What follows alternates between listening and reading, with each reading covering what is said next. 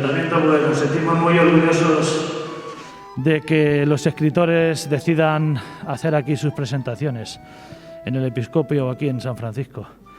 Es un placer ver tanta gente, ya por fin parece que lo malo va pasando. Y nada, simplemente decir que muchas gracias por estar aquí. Un acto más de cultura, que es una de las cosas más importantes que tenemos que defender. La cultura es bella y la belleza es una de las pocas cosas que merecen la pena defender a vida o muerte. Yo creo que es así. Nada, os paso con ellos, que son los que van a explicar el libro que tenemos hoy, que protagonista vuelve a ser Ávila. El otro día presentamos Óvila y hoy presentamos ya Ávila. Creo que fenomenal para la gente de Ávila reivindicar nuestra tierra, que es maravillosa, aunque a veces no la sepamos ver así. Cristóbal.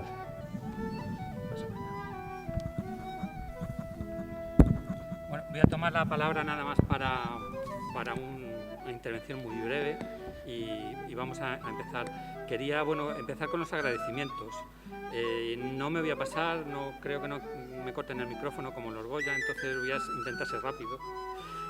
Quería empezar por agradecer al Ayuntamiento de Ávila que dé capacidad para celebrar este tipo de actos, y quería personalizarlo sobre todo en Ángel, el concejal de Cultura, porque me ha echado un cable, me ha echado una mano muy grande para que esto se pudiera celebrar hoy aquí.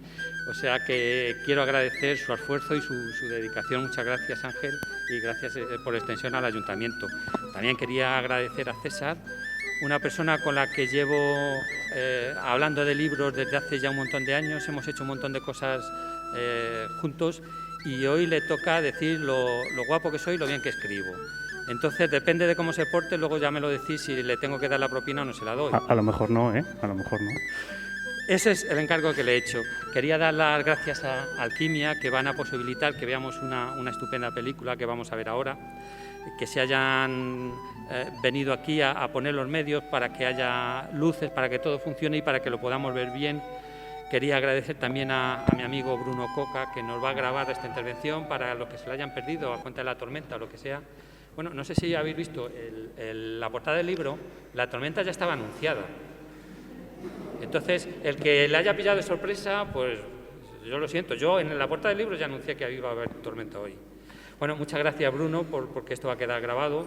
Muchas gracias a la librera, a Gemma Orgaz, porque se vuelca con la cultura, porque ha tenido una semana terrible de actos y de presentaciones, y a ella le hacía ilusión venir aquí a estar hoy conmigo. Las librerías son importantísimas en la difusión de la cultura, y Gemma además es una persona que se lo toma con pasión junto con su hermana Belén. Pues muchas gracias por estar aquí. Quería agradecer a 4 lectores, 4 amigos que van a leer 4 fragmentos, y muchas gracias, Gemma, que va a ser una de ellas. Muchas gracias, Ismael, que anda por ahí, Ángeles y Begoña. Y nada más, voy a presentar la película. Esta película me hace un montón de ilusión presentarla, porque he tenido la osadía de encargársela nada más y nada menos que a Alejandro Amenábar. La gente no se lo cree. Bueno, yo no me lo creía y se la encargué. Lo que pasa que, claro, me dijo que no. ¿Qué le vamos a hacer? Como me dijo que no, pues he tenido que usar otros recursos. Como se trataba más bien de un documental, yo pensé en el equipo de investigación, en Gloria Serra, y también se lo encargué a Gloria Serra después, y tuve muchísima más suerte con Gloria Serra, porque por lo menos ella no me insultó como Alejandro, también. Y bueno, ya nada más, he tenido que recurrir a Santiago Segura. Santiago Segura tiene una compañía que se llama Amiguetes S.A., y es lo que he hecho yo, recurrir a mis amiguetes para que me grabaran el vídeo. Y el hecho de que sean todos amiguetes no quiere decir que el vídeo me haya salido barato, ¿no? Que he tenido que pagarles un café a cada uno, y son por lo menos 6. Entonces, con esta introducción creo a ver si he levantado las expectativas, y vamos a dar paso ya a la película. Pues entonces, Alquimia, cuando quieras, nos apagas un pelín las luces y lo ponemos.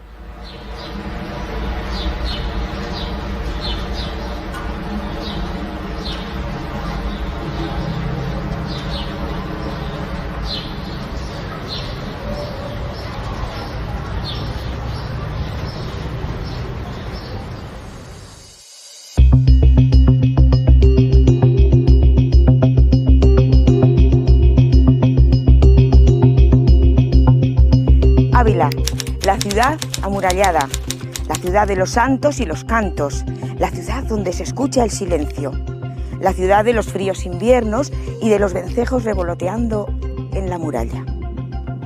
Declarada Patrimonio de la Humanidad, en el año 1985 recibe cada año miles de turistas. Sin embargo, a los pies de los monumentos de esta ciudad existe otra, una ciudad que semeja a un inhóspito desierto, una ciudad con todos sus viales asfaltados, todas sus rotondas, y sin embargo no se ha construido jamás. Este reportaje quiere traer algo de luz a una época oscura, la época de la burbuja inmobiliaria, en la que muchas familias perdieron todos sus ahorros con esa inversión.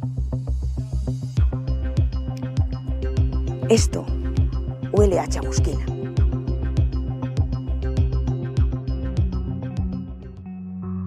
De todos es conocido cómo a finales de los años 90 comenzó a reconvertirse el suelo rústico en edificable, lo cual, unido a la disponibilidad de los bancos y las cajas a prestar dinero, supuso el inicio de la burbuja inmobiliaria. Se construía mucho y se vendía mucho, incluso antes de comenzar las obras, por los planos. Con ello se elevaron los precios de venta de manera exponencial, de tal forma que en un par de años se duplicaba el coste de una vivienda. Muchos ahorros privados se dedicaron a la compra de pisos y chalets, ya que era mucho más rentable que cualquier otro tipo de inversión. Era previsible que esa burbuja se pinchara, ¡plof!, pero nadie quería verlo para que no se acabase la fiesta. España va bien, dijo alguno. Ocurrió en 2008, debido a la crisis financiera de las hipotecas subprime, con las que especularon los fondos de inversión, sobre todo norteamericanos. Las consecuencias fueron una crisis económica sin parangón. Desempleo, desahucios, ruina, hambre. Una imagen gráfica la tenemos en una ciudad como Ávila, que rozando los 50.000 habitantes se diseñó para superar los 100.000 en menos de una década. Pero no se crearon empleos con los que atraer y fijar esa población. Simplemente se reconvertieron terrenos, se prestó dinero a constructores y compradores, y así se triplicó el plano de la vieja ciudad castellana. El resultado son grandes extensiones de viales y rotondas, rodeadas de solares vacíos o con esqueletos de edificios. Pero las últimas investigaciones han sacado a la luz la verdad, y ya sabemos quién tiene la culpa de todo, quién es el responsable de ese desastre. Y estamos en condiciones de demostrarlo. La culpa de todo la tiene el boom de la novela policíaca, sobre todo la novela negra de origen nórdico. Pero yo no he dicho nada,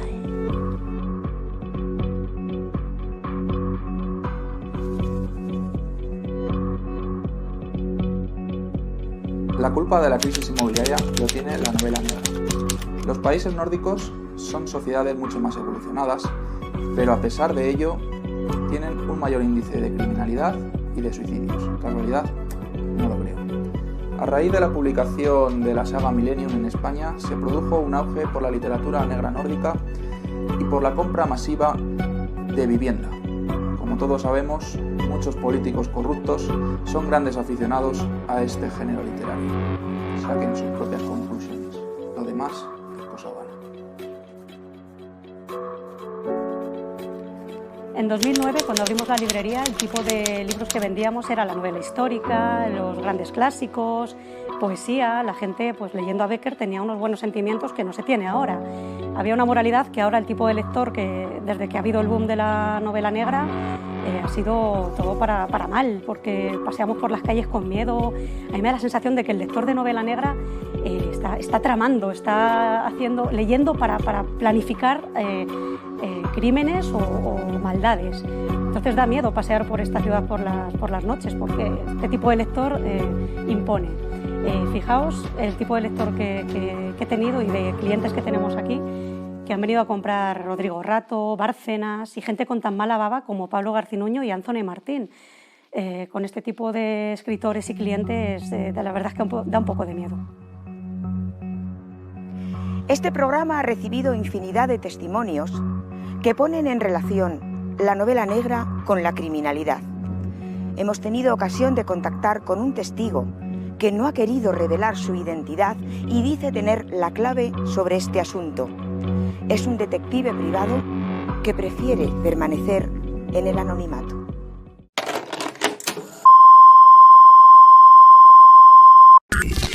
A ver, es de perogrullo. La crisis de 2008 se debió a la novela negra. Hay más que evidencias suficientes para saber que aquí en Ávila esta novela, Operación Chamusquina, fue la culpable del estallido de dicha crisis.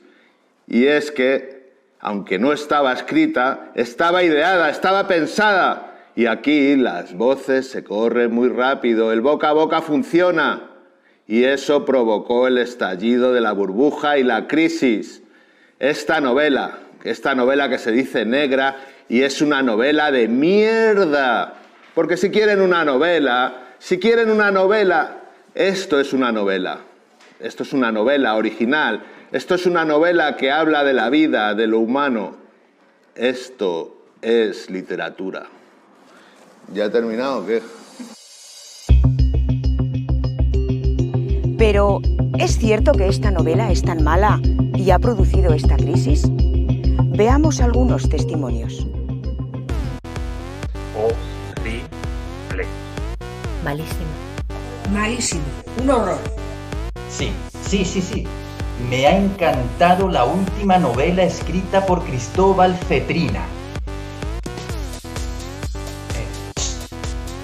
¿Cuánto se cobra esto? Una puta mierda. Malísimo. Es muy malo. Sin palabras. Es la mejor novela que se ha escrito nunca, jamás. Horrible. Eso no es escribir. Muy mala. Bazofia. Una verdadera mierda, tío.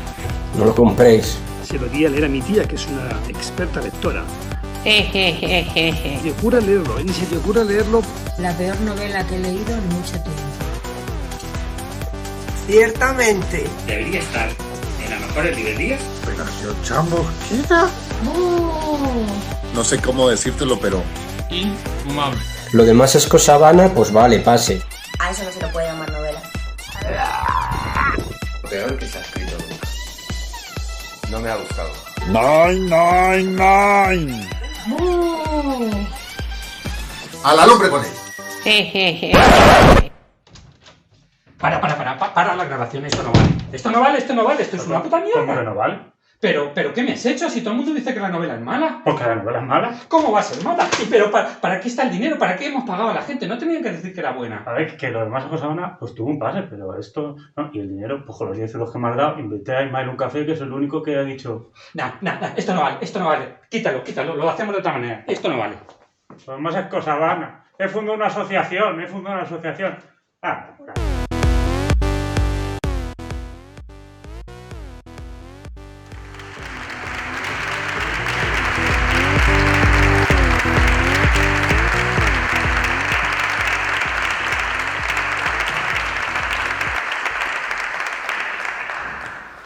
Bueno, pues ahora viene la parte en que te digo lo guapo que eres.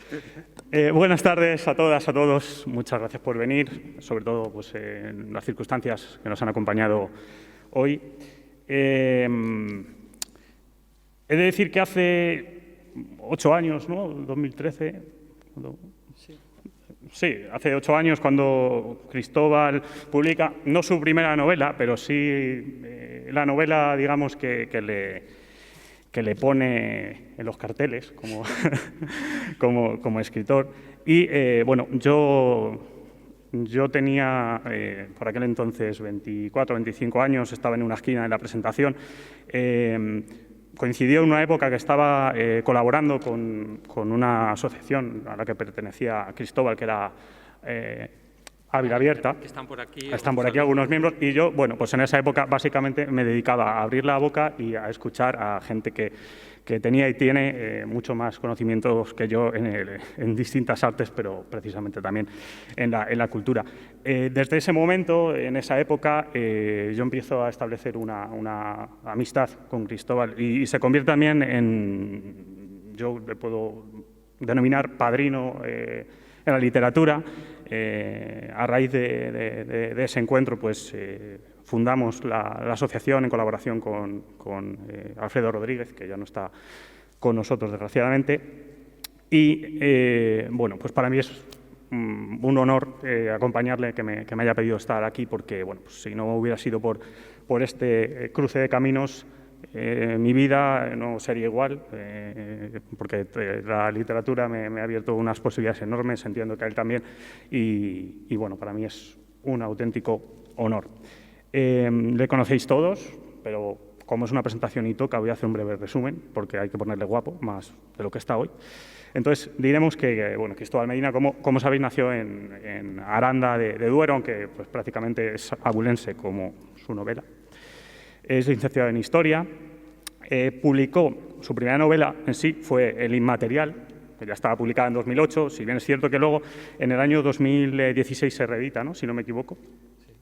Posteriormente, como decía, llega Lo demás es cosa vana, que fue realmente su puesta de gala y además causó un gran impacto por el trabajo que supuso esa novela, el calado que tuvo, porque era una obra histórica muy bien elaborada, basada aquí en la ciudad de Ávila, y supuso un gran impacto. Todavía hoy lo tiene. Se han escrito muchas reseñas, se han vendido muchos ejemplares y ha servido de inspiración a muchas personas. Se reeditó en 2016 y bueno, luego llega aquí lo que sería la simiente de esta operación chamusquina, que es Operación Caipiriña, que luego nos explicará la relación, que se publica en 2017 y, bueno, y luego ya en este año 2021 pues, nos trae lo que nos viene a contar hoy, Operación Chamusquina. De Cristóbal, a nivel de escritura y redacción, podemos decir muchísimas cosas. Yo destacaría principalmente la pulcritud que tiene a la hora de redactar. No solo las historias que crea, pues en el caso de Demás es cosa vana, una historia de aventuras muy interesante que te mantenía, a pesar de su extensión, te mantenía pegado a sus páginas de principio al fin. En este caso, Operación Chamusquina o su predecesora, Operación Caipiriña, te metían te sacan esas carcajadas como te sacan. No solo eso, sino el trato. Cristóbal es muy metódico, tanto en la investigación como en la corrección. El otro día en su casa me comentaba que en el caso de Lo demás es cosa vana, dividía la novela en bloques para irlas corrigiendo, revisando y bueno, cuida mucho las rimas internas, cuida mucho la gramática. Verdaderamente, cuando coges un libro de Cristóbal es complicado sacarle, aunque hay algún miembro de la asociación que no está presente que sí que se lo ha sacado. En cualquier caso, sus novelas son sobre todo muy trabajadas y muy interesantes, pero mejor que yo, pues os lo va a contar él. Así que lo primero que te pregunto es, ¿qué es esto de Operación Chamusquina? Bueno, antes que nada, muchas gracias, César, por la foto bonita que me has hecho. Y no sé si os habéis dado cuenta, pero ha querido decir su edad para dejar bien sentado que es mucho más joven. No hacía falta, pero yo lo dejo. Es que estoy en esa última etapa de que lo puedo decir. Sobraba, no hacía falta decirlo, pero yo sí que tengo que aclarar que cuando yo le conocí, fue un poco antes, en 2012, él me llevaba a la delantera, ya había publicado. Y entonces él me enseñó mucho más a mí de lo que yo, no sé si le he podido enseñar algo a él, pero yo fui a pedirle asesoramiento. Un día le dije, César, vamos a tomar una caña, digo, tú que tienes experiencia, y él me habló de editoriales, me habló del proceso de publicación, muchas cosas, y bueno, nos hemos ido alimentando mutuamente. La factura te la voy a pasar igual, tú di lo que quieras. Y ahora me dices que es Operación Chamusquina. Bueno, sí que, bueno, quien me haya leído mi novela verá que hay mucha diferencia entre lo que es El Inmaterial, lo que es Lo demás es cosa vana y lo que es esto. Son como el que no sabe dónde ir y va dando palos por ahí hasta encontrar pues no sé, dicen también muchas veces que uno siempre escribe lo mismo. Yo trato de tener la originalidad de enfocar mis historias de distintos puntos de vista, o con la aventura, o ahora con el humor, para que me entretengan y para divertirme yo, porque lo importante de un escritor que ya con una edad así avanzada empieza a escribir es pasárselo bien, porque si no, no tiene sentido. Yo una carrera literaria ya no puedo hacer un sprint, a ver si llego. Esperemos que me dé tiempo de llegar a algún sitio. Operación Chamusquina es una novela negra, es una novela policíaca, su estructura es de novela policíaca. Entonces, en principio, así me la he planteado. Tiene una peculiaridad, las novelas policíacas normalmente hay un crimen incógnito y luego hay que investigar y se va sacando. Aquí, en el primer capítulo, ya se ve quiénes son los asesinos. Los asesinos son 2 sicarios, comienza la novela así, y luego existe toda una serie de incógnitas que hay que resolver. ¿Por qué se hace? ¿En qué ambiente? ¿Qué es lo que ha generado esto? Y eso es el desarrollo de novela negra. Y luego tiene un ingrediente especial, un ingrediente que no tienen generalmente las novelas negras, aunque algunas tienen un poco de humor negro, tal. Esta tiene humor, es humor blanco, no es humor negro, y es un ingrediente principal. El humor negro está basado en unos personajes que son un poco estrafalarios, unos personajes que me gusta decirlo, no me he querido reír de ellos, sino que me he querido reír con ellos, porque normalmente nosotros, cuando hacemos cosas, las hacemos con toda la seriedad, pero si nos vemos desde fuera decimos, pues, ¿cómo hice el ridículo esta vez? Pues es un poco jugar a eso, a sentirnos pues, identificados con los personajes. Elicio Iborra, el protagonista, tiene mucho de mí mismo, ya lo confieso. Yo siempre he sido una persona pues tímida, que le han costado las relaciones personales y demás. Entonces, es un poco un retrato nuestro, pero desde el punto de vista del disparate. Pues estas personas que están un poco preparadas.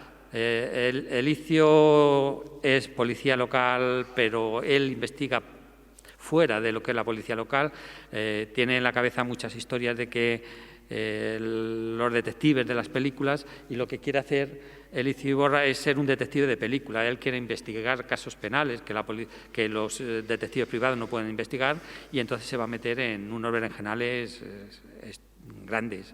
Entonces, lo principal, yo diría que es una novela de humor, aunque la estructura sea una novela policíaca. ¿La novela está ambientada en Ávila? Sí, ¿verdad? La novela está ambientada en Ávila. Pero inicialmente no. La novela está ambientada en Ávila, lo he dicho en una entrevista que me han hecho en la radio, en contra de mi voluntad. Porque no era mi intención ambientarla en Ávila, y no es por nada. Es que, bueno, yo era un escritor local que he escrito mi novela histórica ambientada en Ávila, y entonces quería salirme un poco de aquí. Y además, porque tratando un tema así tan cercano, tan de actualidad y tan contemporáneo, no quería identificarme con la ciudad, para que no sé si hay por aquí algún policía local que me va a sacar los colores, pues para que no, que haya, entonces para que haya un distanciamiento. Lo que pasa es que una vez que se lo presenté al editor, el editor me dijo, oye, ¿por qué no la ambientas en Ávila? Yo me dio miedo y dice, es que se va a vender más. Ostras, ya son palabras mayores. Si por ambientarla en Ávila se va a vender más, pues entonces vamos a ambientarla en Ávila. Y bueno, me lancé a la aventura, me lancé a reescribirla de una manera rápida, y me di cuenta de una cosa, que cuando yo escribía la novela estaba pensando en Ávila en cada momento, porque fue facilísimo ubicar todas las localizaciones, fue facilísimo ubicar todas las cosas. Si es que yo lo estaba viendo, cuando entran una vez en la comisaría de policía, yo digo, pero si es que, claro, son los pasillos que yo he visto en mi imaginación, porque de la experiencia que yo he tenido. Entonces, la novela, sin mi intención, ya estaba ambientada en Ávila.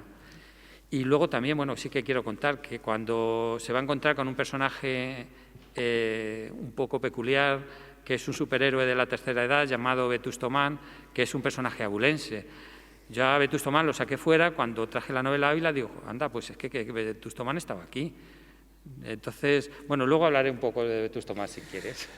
Y qué mejor manera de profundizar en la novela que con el propio libro. Así que vamos a iniciar un bloque de lectura de pequeños extractos de Operación Chamusquina, y lo vamos a hacer, en primer lugar, de la mano de Gemma Orgaz. Un aplauso para ella. Gracias.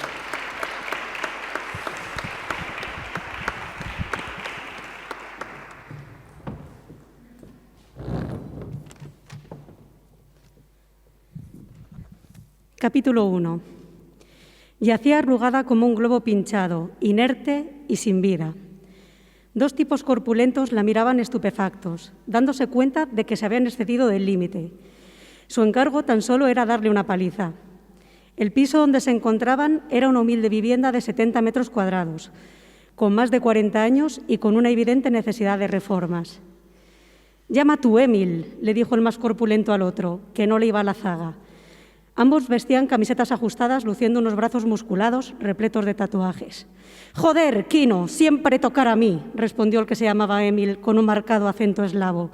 «Llevar yo bronca cuando haber sido tú el que pegar con furria». «Pero tú la sujetabas, es igual, te he dicho que le llames», se impuso autoritariamente el que respondía por Quino. Aunque ambos lucían una estética similar, Quino tenía la cabeza completamente rapada, a diferencia de Emil, un poco más joven, que llevaba el pelo rasurado por los lados, pero abundante en una cresta, luciendo así un penacho negro. Sacó el teléfono móvil de su bolsillo y efectuó la llamada que le había exigido su compañero. Cuando respondieron, se limitó a decir a bocajarro: «¡Ir de las manos el trabajo! ¡Ella muerta!». «¡Imbéciles!». A pesar de no tener puesto el altavoz, lo oyó nítidamente incluso Quino, alejado del teléfono. «Os dije una paliza y meterle el miedo en el cuerpo. ¿Dónde está?». «En el salón», respondió Emil. «Yo tapar boca y me morder, clavar dientes». Se miró la mano que tenía una herida con sangre aún fresca en el canto. «Mientras Quino castigar hígado, pero ella parecía gato que se nos escurre entre brazos, por eso pasar de raya a nosotros». Ambos estaban en lo que era el salón de la casa, con un tresillo de Sky, una tele y una librería llena de figuritas y algunos libros envejecidos. La mujer permanecía tirada al lado de una mesa baja de madera que centraba el tresillo, sobre la alfombra y con la cabeza ladeada. De unos 40 años, tenía abiertos los ojos, inertes desde el instante en el que se le escapó la vida.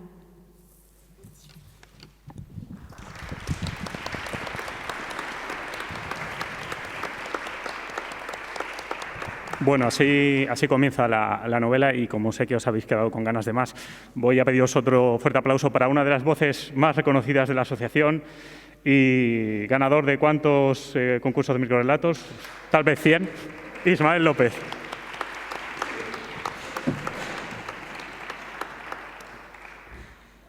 Otro aplauso para Ismael López.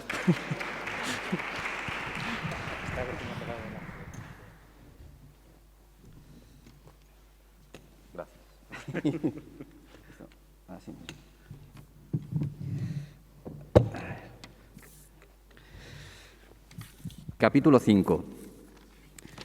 La plaza del Mercado Chico es cuadrada, con pórticos todo alrededor. En el lado norte está el ayuntamiento, con sus 2 torres. Delante estoy yo, el famoso agente Iborra, vistiendo orgulloso mi uniforme de policía local. Azul oscuro, con una franja azul clara que me cubre los pectorales y espalda.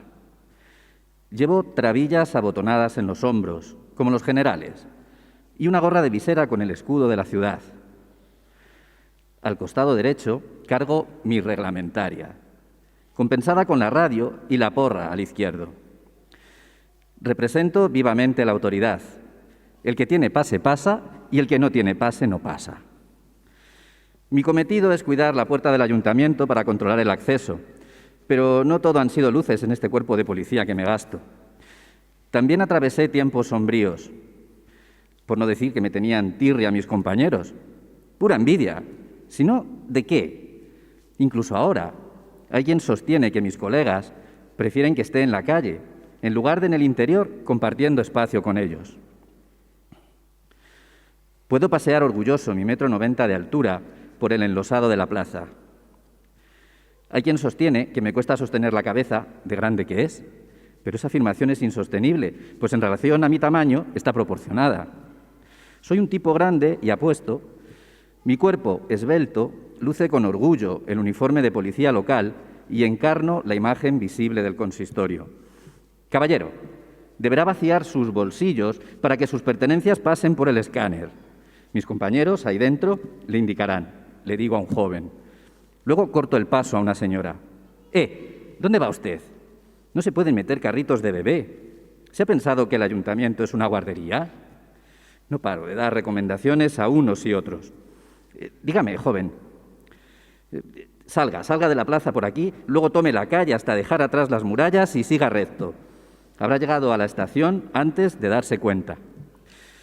Así todo el día, sacando pecho y acariciando con la yema de los dedos mi reglamentaria.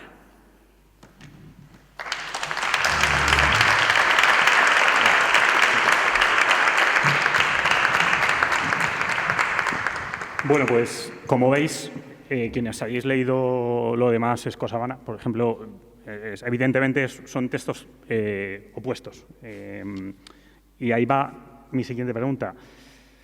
Al cambiar de registro, Operación Chamusquina es menos libro que lo demás Escosabana, entendiendo menos libro como que al no ser una novela tan de historia, de investigación, que es más comedia, que parece siempre que está un poquito denostada, ¿es menos libro? Bueno, esta pregunta es importante porque alude directamente a lo que es la literatura de humor. La literatura de humor está denostada, no parece que sea tan seria como la literatura seria, cuando tiene la misma entidad.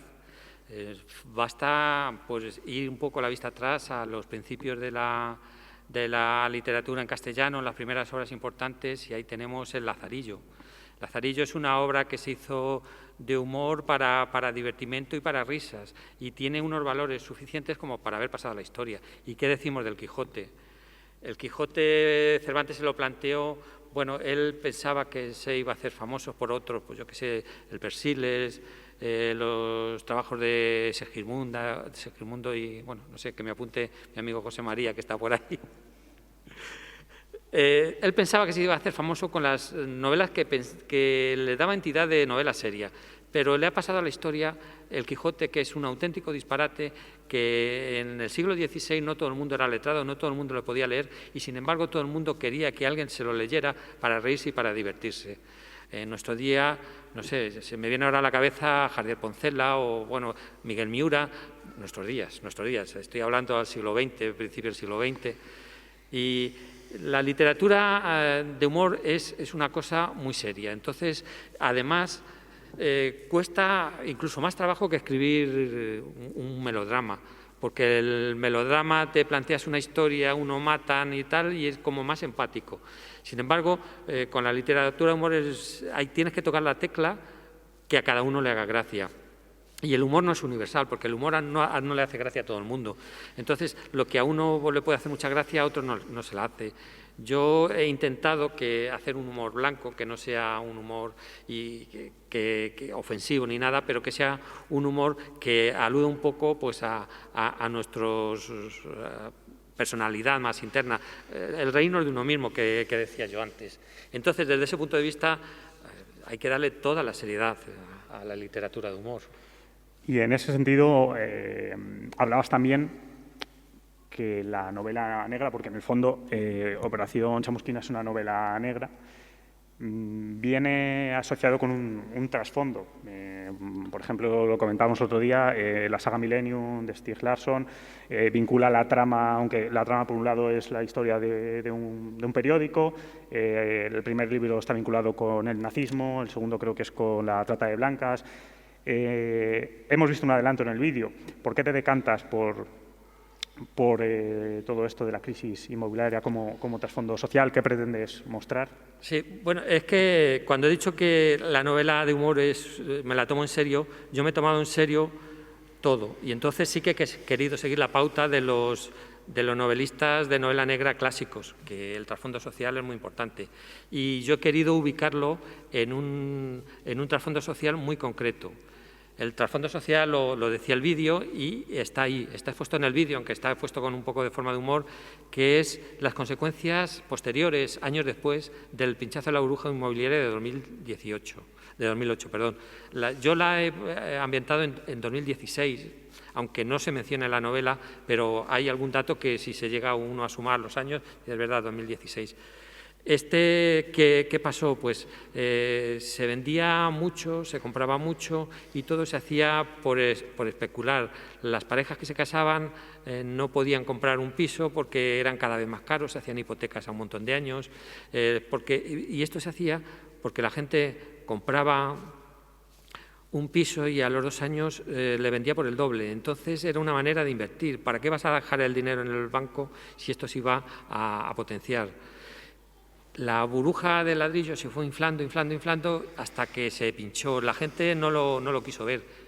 Mucha gente era consciente, esto tiene que acabar algún día, pero no queríamos que la fiesta se acabara, nadie lo quería ver.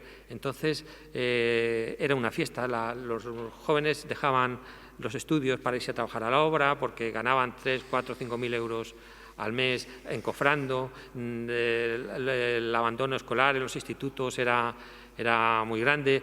Y cuando se pinchó la burbuja, pues llegó la precariedad, llegó el paro, llegó los desahucios y llegaron unas consecuencias. En Ávila esto tiene una imagen gráfica muy clara. Cuando se pinchó la burbuja, se acabaron las obras, se quedaron construidos un montón de viales y de rotondas, que los podéis ir si vais hacia Sonsoles o hacia la zona de Carrefour, hacia la derecha, todas esas zonas se quedaron sin dinero. Bueno, el pinchazo de la burbuja, habría que hablar con economistas que nos los explicaran, pero está un poco claro. Ya se debió a lo que decía Ángeles, a las hipotecas subprime, que vino de Estados Unidos, que entonces el dinero ya empezó a dejar de ser rentable invertido en esta burbuja inmobiliaria. Y en Ávila es muy gráfico. Yo una vez volé, yo creo en 2010, sobrevolando Ávila en un avión y me llamó la atención porque no lo conocía, que la extensión de la ciudad histórica, de todo lo que estaba construido, se quedaba muy pequeña con todos los viales que había alrededor y todo eso estaba vacío, eran viales, ahora están todos cubiertos de maleza. ¿Yo qué hago con esto? Pues no lo juzgo ni lo critico, tan solo muestro la foto, ahí está. Este es el trasfondo social que tiene la novela y a raíz de toda esta burbuja inmobiliaria y de todo esto, pues se va a cometer un crimen y tiene que estar ahí el inepto de Elicio y veremos si lo resuelve. Y para continuar descubriendo un poquito más Operación Chamusquina, vamos a leer otros 2 extractos de la mano de 2 de las voces también más privilegiadas de la asociación. La primera de ellas a cargo de Ángeles Jiménez Soria. Un aplauso.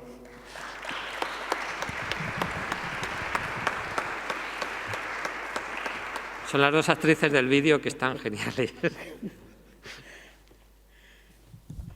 Capítulo 9. Vete por unas birras y lo celebramos como debe ser, le dijo Elicio a Agustín. Tenemos que poner una nevera aquí, Eli.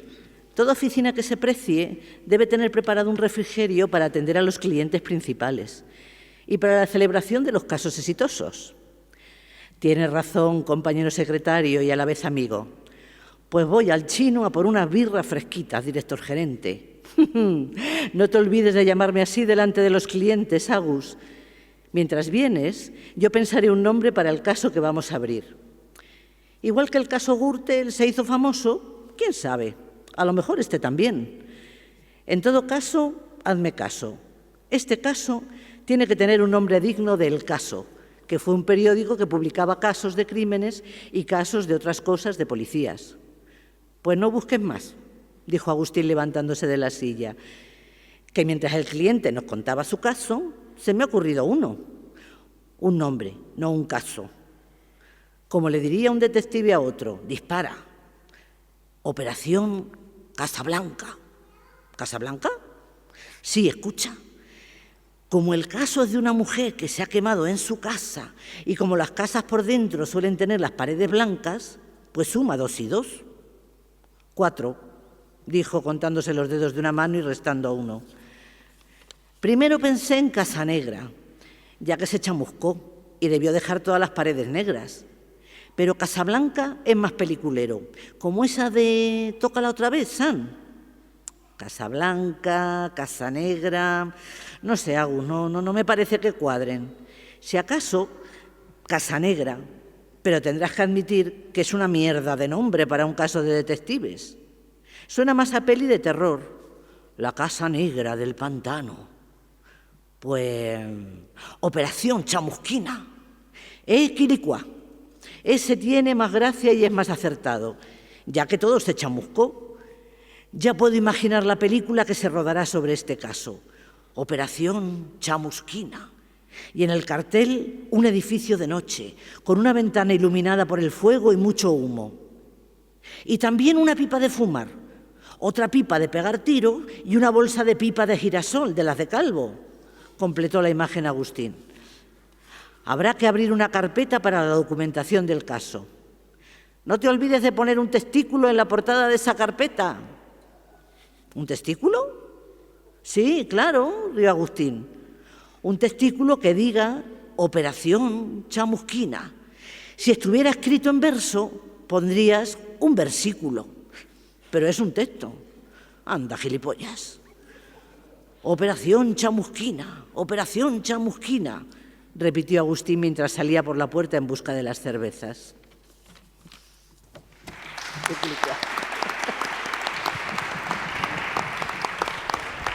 Y por último, y no por ello menos importante, reciban todos ustedes con un aplauso a nuestra particular Gloria Serra Begoña Jiménez Canales.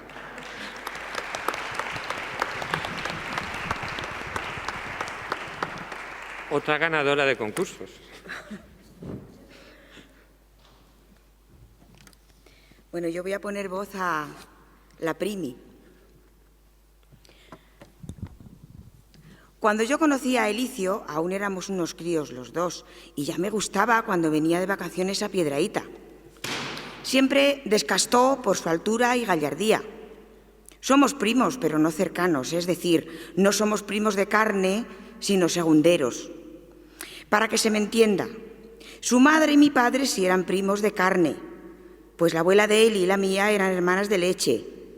De muy mala leche las dos, debo decir, que las conocí, y menudo carácter. Tenían a sus respectivos maridos más derechos que un empalado por el culo. Como primos segunderos que somos, él y yo, no tuvimos problemas en casarnos y no necesitamos despensa papal. Bien sé también que si tenemos hijos no saldrán bobos por la mezcla de sangre, sino listos como los padres. Bueno, debo reconocer que el listo de nosotros dos es Eli, porque a mí nunca me gustó estudiar y no estoy muy cultivada, aunque no lo parezca, por lo bien que discurro y el vocabulario que conozco, pero es de oídas, no de leídas. Siempre supe que mi Eli valía mucho, pero mi madre no lo veía así y no le gustaba que me ajuntara con él. De niños tampoco él se fijó en mí, a pesar de que yo le ponía siempre la zancadilla cuando lo veía correr. Él entonces me decía: «Boba, que ya estás otra vez», y salía corriendo. Pero fue en la adolescencia, cuando mi cuerpo se desarrolló, cuando me salieron las tetas, vaya, que me di cuenta de que me miraba con el rabillo del ojo, que lo de mi Eli no puede llamarse rabillo. Bueno, que me pierdo por los montes de orégano. Me acuerdo de una vez que estaba sentada en una silla baja a la puerta de mi casa con otras vecinas más mayores y estábamos cortando el traje a una mozuela que se había ennoviado con un infeliz del pueblo de al lado. A lo mejor no se entienden los teoremas que se dicen en los pueblos, como eso de cortar el traje, que nadie piense que hacíamos costura, no. Dícese de cortar el traje al hablar de alguien que no está presente. El caso es que yo había descuidado mi postura y tenía las piernas separadas para que me corriera el aire, que era verano, y estaba sudando por las junturas. «Nena», me auscultó una vecina, «que enfrente están los muchachos y los estás enseñando la bailarina». «Se verá la cortina, que no la bailarina», respondí con una risotada. «Es igual, se van a poner burros. Pues déjalos, que rebuznen». Yo sé que desde ese día Eli me miró con otros ojos, que eran los mismos suyos, claro, Ya no me veía como una niña que le ponía la zancadilla, sino como a una mujer hecha. Y muy bien hecha, debo aclarar.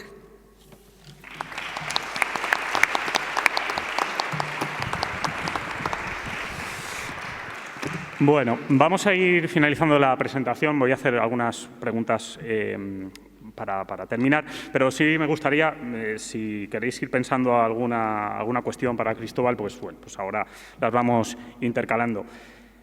Pero te tengo que preguntar algo que ha estado recorriendo la sala durante la previa de la presentación. ¿Qué demonios hacen esos maniquís ahí? No me había dado cuenta, es verdad. Se han venido solos, sí. Bueno, esto está clarísimo, ¿eh? Yo sé que ya hay gente que ha leído la novela porque se empezó a vender en la Feria del Libro. Hice una primera presentación en la librería, en la trastienda de letras con Gema, una muy limitada, y a partir de entonces se empezó a leer. Entonces, los que la hayan leído ya saben qué hacen los maniquíes. Los que no la habéis leído, lo siento, es un cebo para que la leáis. Entonces, el que se quiera enterar, pues tiene que leerla. Bueno, ha sido una pregunta pactada. No sé si alguien quiere hacer alguna pregunta. De momento no cobramos, la próxima hora tal vez, pero si queréis. Bien, pues yo sí tengo otra pregunta para ti. Hemos estado escuchando las dos voces de Ángeles y de Begoña y a los futuros lectores y espectadores actuales les llamará la atención que te he estado elogiando antes la pulcritud en la escritura y, sin embargo, menudos gazapos has metido ahí y expresiones extrañas. ¿Por qué? Y si te ha costado hacer esto. No, yo no los he metido, ha sido la primi. Ha sido la primi. Yo no. Y yo tampoco he matado al que muere en la novela. Yo tampoco he sido, no ha sido la primi. Bueno, estos personajes hay que contarlo, porque nacieron en una novela anterior que se llama Operación Caipiriña. Aquí mi amigo César pues tenía una editorial que en principio era una editorial de digital y entonces me pidió una novela o yo se la ofrecí no sé qué y la publicamos. Fue una novela que la hice para divertirme y ahí nacieron los personajes. Cuando yo acabé la novela y con el retorno de la gente que había leído la Operación Caipiriña, pues había gustado. A mí me divirtió hacerla, entonces pensé hacer una saga. Pero no quería limitarme a una autoedición o a una edición limitada. Entonces empecé a llamar a editorial, a enviar manuscritos y demás, pero las editoriales solamente quieren novelas inéditas. Y fue lo que me dio la idea de, en lugar de hacer una segunda parte, pues hacer una refundación de lo que es estos personajes, como si lo otro fuera una especie de precuela anterior, aunque las precuelas son posteriores, que hablan. Entonces, los personajes ya nacieron. A mí me gustaron mucho, yo los disfruté y es el origen que tienen. No sé si te respondo. Sí, simplemente decir que también Sergio estaba en el proyecto. Bueno, Sergio también, pero sí, sé que está por ahí. Está por ahí. ¿Alguna pregunta? Muy bien. Nadie. Sergio. Sí, por aquí delante. Mira, yo primero agradecerle el buen rato que pasaba leyendo el libro. Tengo una tía de 82 años que se ha divertido un montón leyéndolo. Bueno, también le gustó los Ángeles de Paula Velasco y el de Moisés, el joyero de Isaac. Entonces agradecerte lo bien escrita que está, porque es que además te lo imaginas perfectamente, parece que estás viendo una película. Entonces muchas gracias y luego también me gustaría que leyeras La poesía de la muerte, que a mí me encantó. Y sé que es tuya y yo no lo sabía, y a mí me encantó. ¿Vale? Bueno, cuando dije que había creado un personaje del que no me quería reír, le doté de una personalidad un poco dura. Había pasado un pasado un poco duro. Entonces, esa poesía pues viene en un momento de presión. Yo no sé si romper la magia de las risas con una poesía tan dura, tan deprimente o... Ya que me lo has pedido, pues la leeré, pero con muchas gracias, Gema. Bueno, es un momento de depresión y está dedicada a la muerte. Se dice, compañera de mis días y de mis noches, testigo de mis éxitos y mis fracasos, horizonte de mi paisaje, meta no buscada, triste derrota.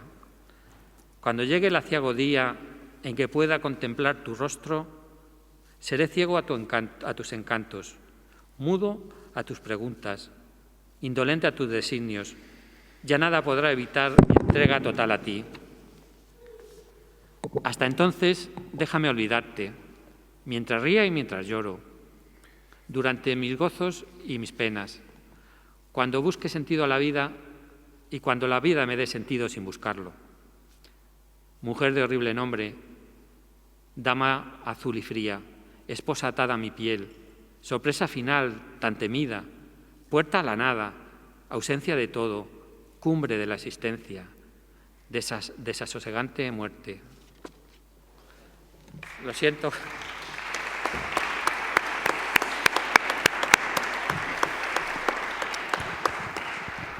¿Alguna cuestión más? ¿Alguna pregunta? ¿No? ¿Una última pregunta te hago yo? ¿Sí? Bueno.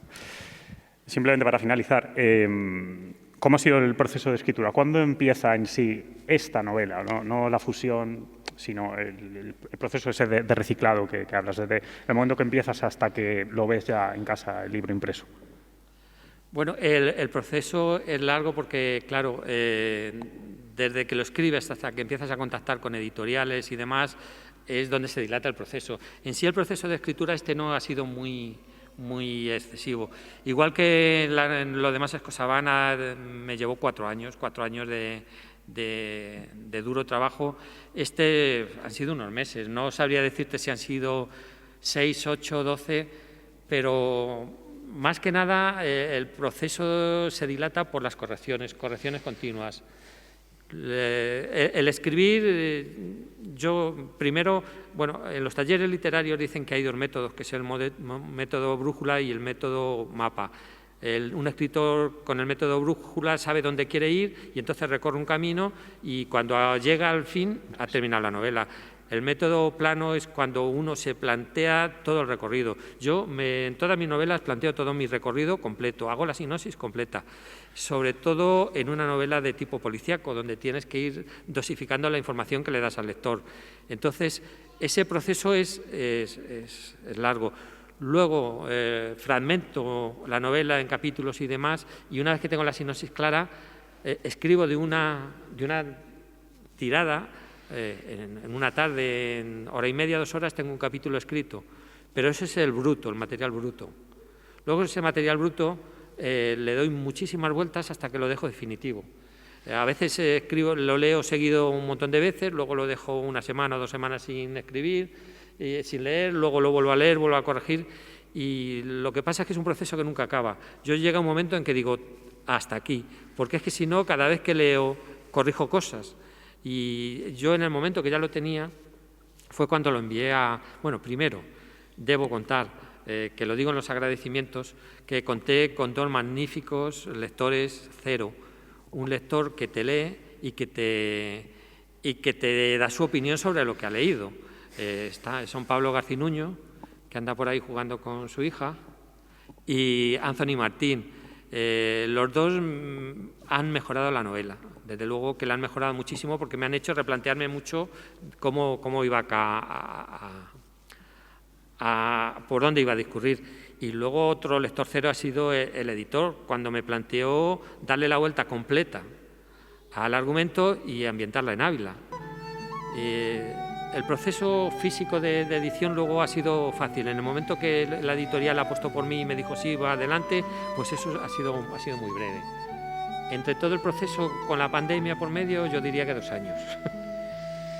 Pues muchísimas gracias, Cristóbal. Antes de dar la palabra a Ángel para que finalice el acto, simplemente recordaros a todas y a todos que podéis adquirir el libro aquí a mi izquierda, en el pequeño stand de librería Letras, y que Cristóbal lo firmará encantado. Y nada, Cristóbal, muchas gracias a vosotros, y Ángel, cuando quieras. Pues nada, Pensaba yo que cómo pasa el tiempo. Ya nos habíamos olvidado de esta burbuja que tuvimos en Ávila, que tanto daño hizo a instituciones, personas y tal. Y está bien recordarlo y está bien desde el humor, porque yo que estuve un poquito metido en ese mundillo, yo con mi asesoría tuve que ver a mucha gente sufriendo esas consecuencias. Gente, trabajadores, trabajaba ella, trabajaba él, 900 euros de salario, metiéndose en préstamos de por vida, eran 40 años. Yo estaba alucinando y hablaba yo con los bancos, entonces iban para allí a verme a mi gestoría y le decía, bueno, esto es imposible, lo que está pasando es imposible. Decía, no, esto va a seguir así para toda la vida. Dijo, yo en serio no podría meterme en una aventura como están. Y solo hubo un director que me dijo, esto va a estallar y algún día vamos a pagar las consecuencias. Parece mentira el tiempo que ha pasado y hemos olvidado hasta esa parte enorme que nos hizo tantísimo daño. Bueno, pues ahí tenemos todos los esqueletos de los edificios. El humor es importante y las cosas hay que tomárselas así. Pues nada, que nos vemos por aquí en las presentaciones que vamos a tener en estos próximos días. Gracias Cristóbal, gracias César, hemos pasado un rato magnífico. Y a todos vosotros, pues nada, muchas gracias por estar aquí y os veo por aquí, como digo, en estos próximos días.